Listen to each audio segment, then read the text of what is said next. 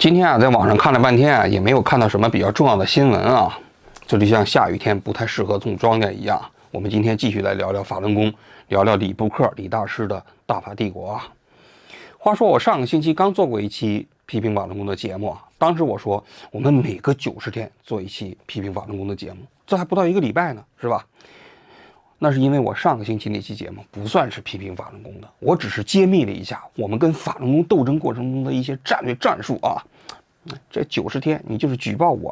我的视频下架了，也不至于危害到我们节目的生存啊。但我们今天这期算，我们今天这期聊什么呢？我们聊一聊最近啊，我当时去台湾的时候，这怎么这又响了？手机又发功了是吧？我每次做节目的时候啊，好像这个手机都要出点状况啊。实际上，李大师你不用紧张，我其实做这个节目啊，对你们这个大法江湖啊不会产生什么特别实质的影响。我就说说你打扑克什么这个打掼蛋这东西呢，能对你的这东西有什么影响吗？不用紧张，不用紧张，千万不要紧张啊。那么大家都知道，我今年1月份的时候，我去台湾去参观台湾的大选，和我几乎同时到台湾的呢，有一个叫法轮功的观选团。这法轮功的观选团啊，每天就是吃吃喝喝，跟台湾的一些政要啊，然后呢拍拍照、留影啊，跟我们每天到第一线采访形成了一个鲜明的对比啊。那法轮功的观选团呢，团长叫做吴建民。这吴建民本身呢，他说他自己不练法轮功啊，他是个民运人士啊。这个吴建民挺有意思的，每天喝酒是个酒蒙子哈，然后呢，喝酒之后还搞直播啊，我觉得他特别可爱啊。这个今天晚上呢，有不少朋友请我吃饭啊，喝酒啊，开心的不得了。所以呢，酒喝多了以后，就可能是酒后吐真言吧啊。我想呢，跟大家呢做一期节目，因为现在叫我睡觉，我也睡不着啊。然后呢，他当时还说，他说我呀，找人去找他，央求他想加入到这个法轮功的观选团，结果呢，他没同意，是吧？当时发出这么一个信息的时候，我都懵了。我说这造谣的人呢，一般都有点影，他这种平地起高楼直接造谣啊，我还是很少见的。我就当时就要求他，我在网上说，我找的是谁？你给我说出来，我们对峙。结果他就不见了，他就跑了啊！所以我就觉得这个观选团就是个笑话啊。但是最近呢，法轮功有一个内部的人呢，就是参加了这个观选团的，他揭秘了一些这个观选团的内幕，我觉得特别值得说一说啊，也反映出来这个法轮功啊、大法帝国这邪教江湖中间的一些怎么说呢规则啊。揭露这个观选团内幕的人呢，名字叫做肖明。肖明啊，其实我们过去的节目提过啊，他是新唐人的一个记者，其实在新唐人干了20年啊。他自己在 YouTube 上也有一个账号叫肖明看世界，但是呢，在去年年底的时候呢，他被大法帝国内部给开除了。开除的原因呢，也是因为那于超事件。于超大家都知道啊，当年在清华大学练法轮功，结果被共产党抓起来了，判了10年。出狱之后呢，他跑到了美国啊，成为了李洪志比较核心的弟子啊。然后后来呢，他不是就是发现李洪志那山上龙泉寺里头啊，那神韵歌舞团 PUA 那些学员啊，就是让那些学员乱点鸳鸯谱啊，随便嫁给那些老师啊。然后李洪志又是打扑克又是喝可乐的，是吧？他把这些东西披露出来之后，那立刻就遭到了李洪志李大师的严厉处罚，就宣布开除于超大法弟子这样的一个这个资格，宣布他是中共的特务奸细。在中国啊，在中共那个地方蹲了10年监狱，处心积虑，然后要到大法帝国里搞破坏啊。结果呢，他宣布开除于超之后啊，他就要求所有的法轮功的弟子啊、学员呢，就不能再跟于超发生关系了，划清界限，是吧？那亲不亲阶级分呢？但是这个肖明啊，过去因为是新唐人的记者嘛，他采访过于超，他对于超的印象非常好，所以他呢当时就有一些迟疑。方伟当时通知他的时候，他就没有立刻表决心，没有立刻跟于超划清界限。结果呢，一下子就被法轮功内部给开除了。就是如果你要是不跟于超划清界限，我们就要跟你肖明划清界限。那肖明当时呢有点懵，但是呢也没有做出非常强硬的反应啊。结果这个时候呢，就有一件事情啊就出现了状况，就是肖明他们这个时候呢已经被吴建民这个法轮功的观选团呢接纳为成员了。因为这个观选团提前很久就开始筹划了嘛，筹划的时候呢，一共邀请了11位的法轮功的自媒体大 V。结果呢，肖明是这11名自媒体大 V 中间的一员。结果后来他不是被法轮功宣布开除了吗？那法轮功的那个头叫方伟，就找到了吴建民，说你得把这个肖明开除了，你不把肖明开除了，那我们都不去了。这吴建民啊，你别看他平时是个酒蒙子啊，然后说话也不太靠谱啊，但他比法轮功还是有点底线。被法轮功开除之后，事情就发生了变化。法轮功的自媒体公司开心公司的总裁，也是被邀请的法轮功自媒体人曾勇，又名方伟，他和吴建民先生谈，希望取消对我的邀请，否则呢，他们这11个人将退团。他建议主办方以我的粉丝数目不够大，做节目频率不够高为理由，撤销对我的邀请。吴建民先生回复说，这是法轮功内部的矛盾，他们没有理由介入，并且我的粉丝数目完全符合被邀请的10万粉丝以上的标准，我是第一批被邀请的，没有做任何违反观选团合约的事情，因此呢，让我退团这件事情他不同意。那方伟呢就找到了黄金龙，就跟黄金龙说，如果你要是让肖明去的话，那我们这其他的11个人就都不去了。那你想想，那法轮功的观选团一共就10几个人嘛，那如果是法轮功这些人集体退出，那这观选团不就黄了吗？就散摊了吗？黄金龙先生也比较着急啊，就又让吴建民先生啊去来协调这件事情。吴建民当时就提出了一个方案啊，说啊还是让肖明去，但是呢，你们双方之间啊同时承诺，不要在台湾期间发表任何跟台湾大选无关的言论。那言下之意啊，就是你们法轮功之间内部的冲突啊，咱们在台湾的不要谈，咱只谈台湾大选。那这个呢，肖明是完全同意的，因为肖明呢也没有意愿去在这个去台湾期间跟其他的法轮功的成员谈论他跟这个法轮功之间的这种内部冲突嘛。于是呢，后来呢就让方伟和张天亮去找肖明来协调这件事情啊。那肖明还以为啊，就张天亮和方伟是跟他协调这个原则的，但没想到这2个人见面之后呢，就开始指责肖明。谈话内容大出我的所料，整个谈话的大部分内容是在向我说明为什么我在整件事情上做错了，以及我不应该把法轮功开除我的消息公开。我说这个和我们原定的谈话内容无关，他们说有关，因为呢，现在只有一种情况他们会和我同台，那就是我重新成为大法弟子。我说我依然信仰真善人，他们说不被师父承认的就不能算大法弟子。我说我现在没有决定要重回组织，他们说那他们就不能和我同台。张先生最后对我说，他们做这件事情呢是基于真善忍。他说他们做这件事情在践行真善忍。什么叫真善忍呢？真诚的跟肖明沟通，这就叫真啊。那善呢，就是说如果他们要是跟肖明一起同台了，那其他的大法弟子啊不知道的情况下就受到了伤害啊，那可能就是有业呀、业力呀，这肯定就是可能我估计就会生病啊，或者是得肿瘤什么之类的啊，所以这就叫不善啊，这就所以他必须把这个东西讲出来，这就叫善，是吧？什么叫忍呢？他说你这个肖明如果去了啊，那我们本来要去台湾，要跟那个民进党的那些高官大吃大喝、推杯换盏，那现在这些机会啊，我们都放弃了。那这你想想，这多好的机会啊，是不是？那这就叫忍啊，真善忍啊。肖明一听说，好像这好像是就是欺负人嘛，是吧？这跟真善忍有什么关系呢？我这里插一句啊，我为什么过去说这法轮功是一种低级邪教呢？就是说，他所有的真善忍呐，就是这一套所谓的意识形态语，这个解释方法，其实都是一种循环论证，循环解释。你会发现了吗？任何事情你放到这个地方，他做的任何行为都可以用他们的真善忍来解释，这中间是没有任何逻辑关系的。你比如说，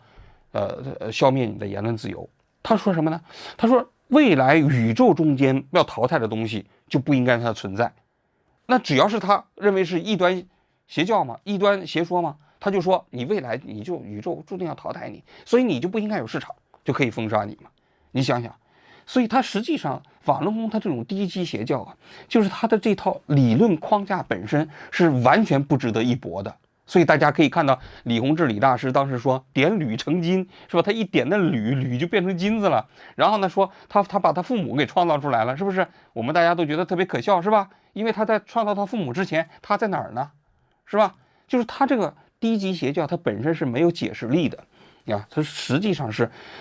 完全没有任何的这个说服力。所以说句心里话啊，我其实看到肖明这些人去从法轮功内部反出来啊，我其实是有一个疑惑的，就法轮功在海外啊，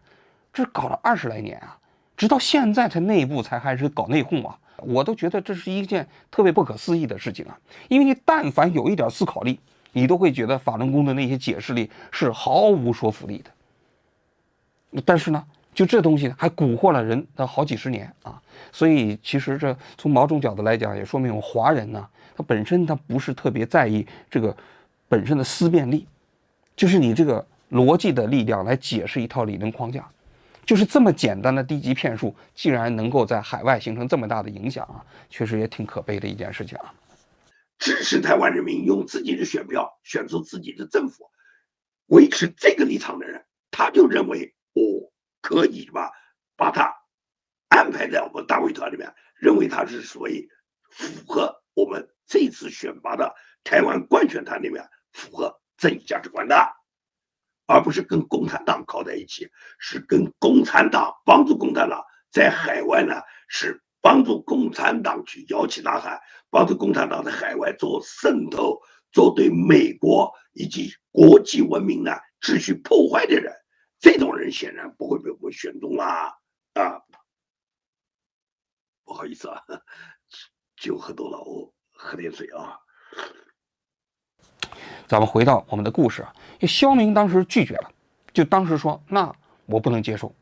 那不能接受怎么办呢？那黄金龙先生对，后来又把这个矛盾交给黄金龙了吗？黄金龙就想到了一个折中的办法，就把肖明啊从这个法轮功的官选团拿出去了，拿出去放到了一个观光团里头，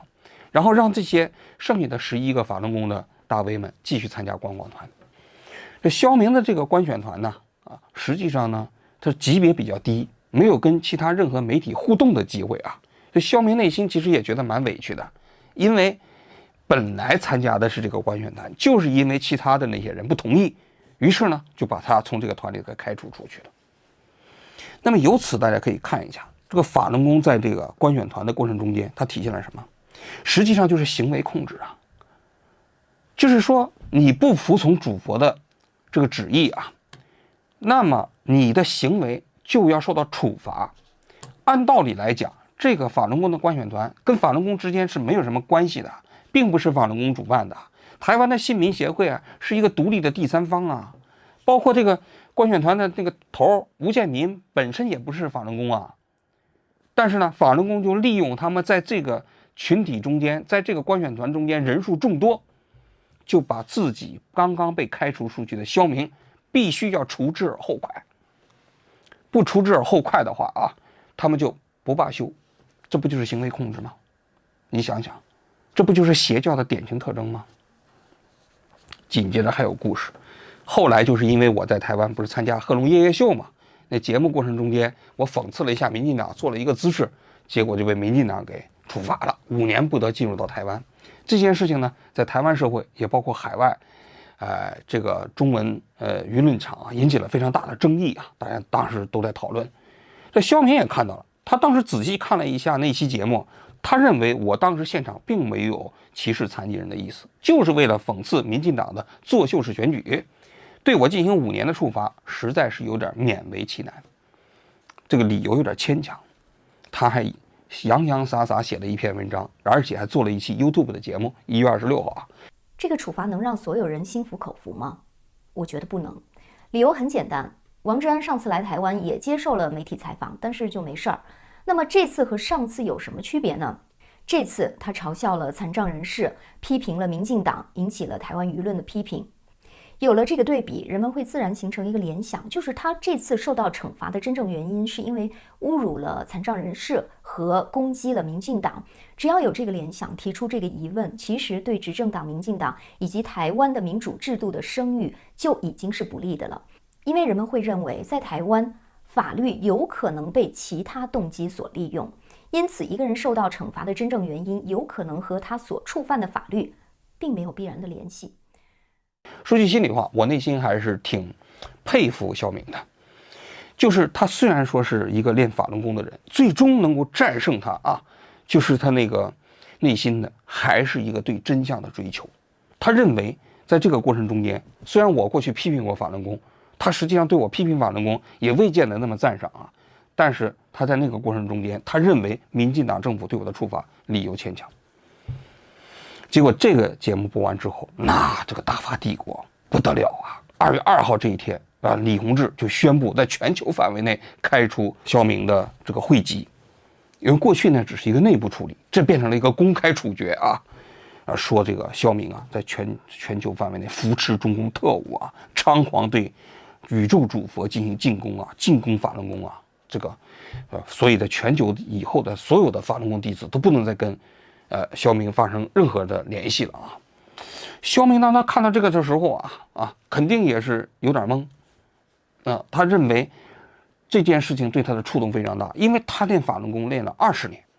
，20多年来，而且他常年在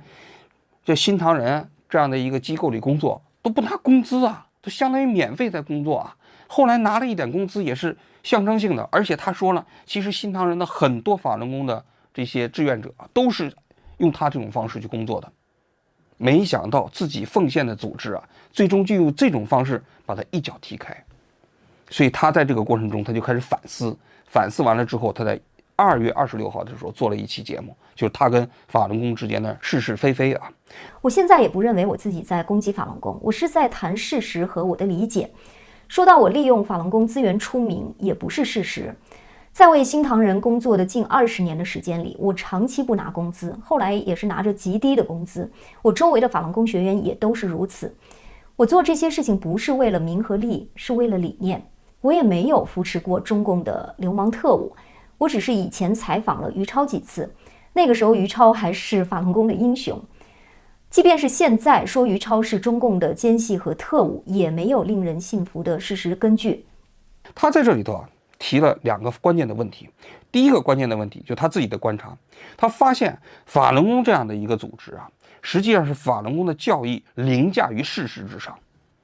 为什么呢？他举了一个例子，他说当时那个韩国的那个法轮功的协会就编造了一系列他身上的谎言，说他什么扶持特务又是什么阴明什么来这搞法轮功他自己是当事人嘛，所以他非常清楚嘛。他认为这都是涉嫌诽谤了，但是呢，就是因为他是被宇宙主佛开除的，所以法轮功内部的人是没有人对那些话表示质疑的，相反都在进攻他。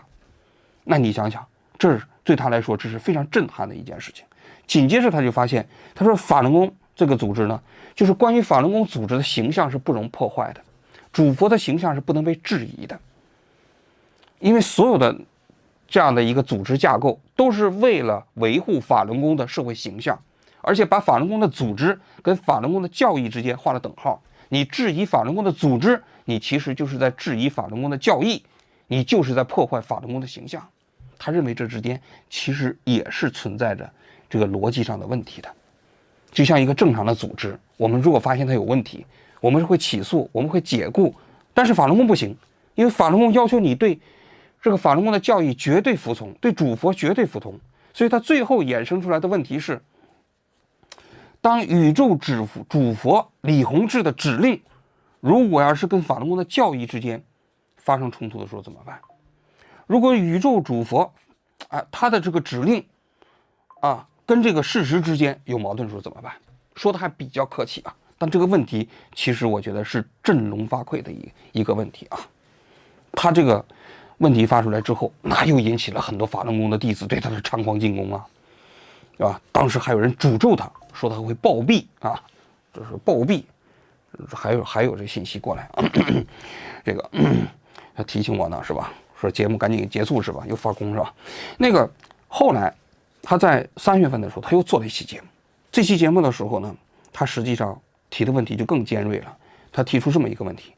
就是李洪志李大师他是活着的一个人，对不对？他是宇宙主佛嘛，但是个活人嘛。那么如果李大师自己违反真善人，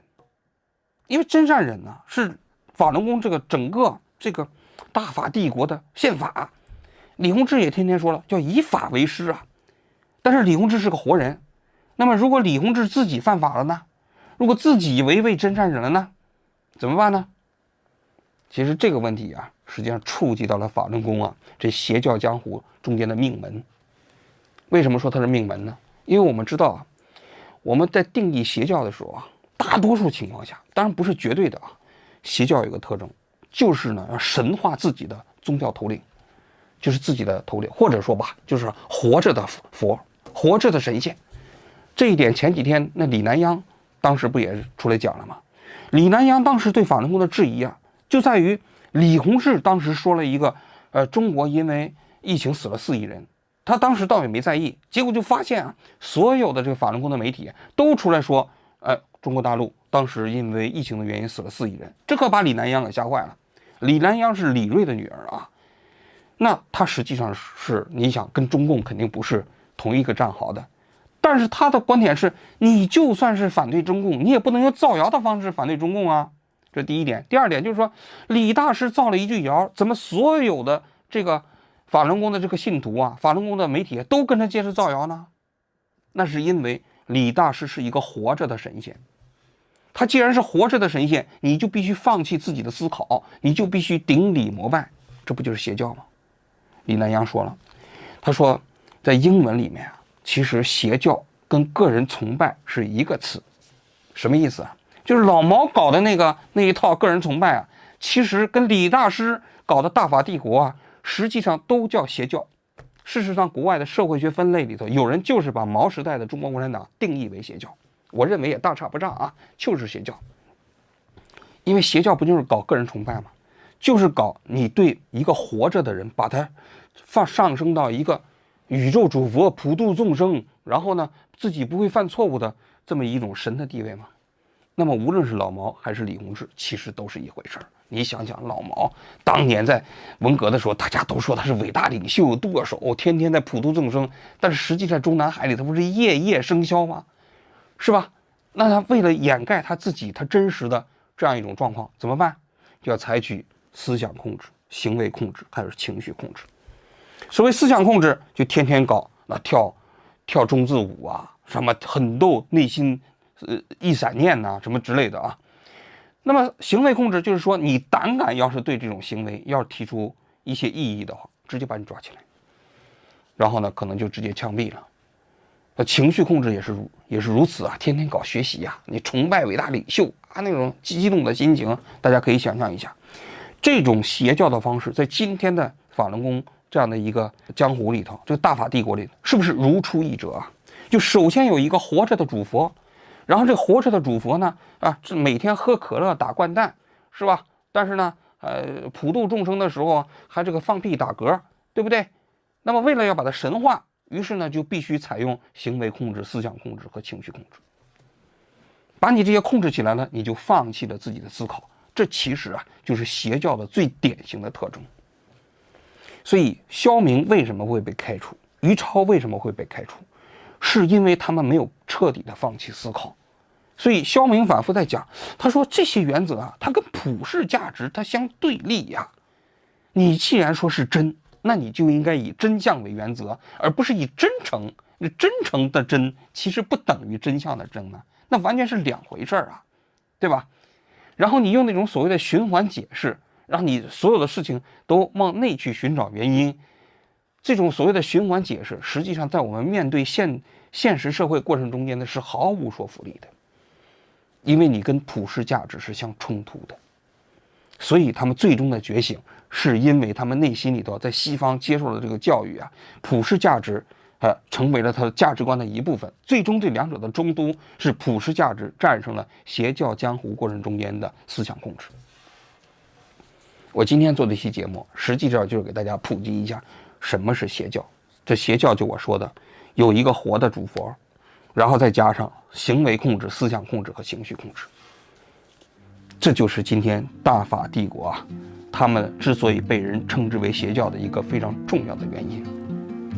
好了，我今天就讲到这里了。李大师啊，我劝你啊，这个也不要在我做节目的时候动不动就给我发功了啊！你要真有发功的能力啊，你代替中国那些被你诅咒死的那些人呢，在国内去受苦受难，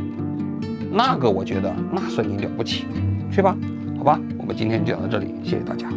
被法轮功开除之后，事情就发生了变化，希望取消对我的邀请，否则呢，他们这11个人将退团。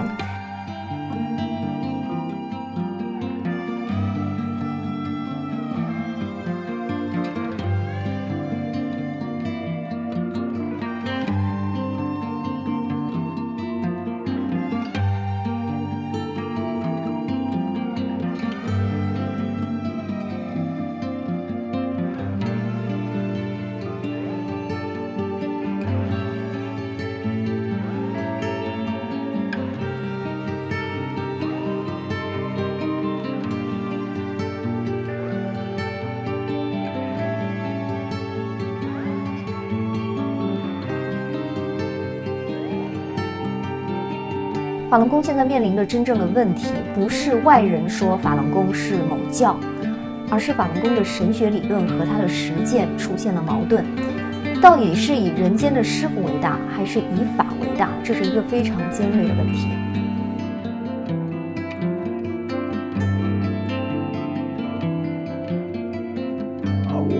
我今天就很多了，所以我就不把这个话题继续了。简单跟大家呢去说一下我自己的想法，感谢大家的收看。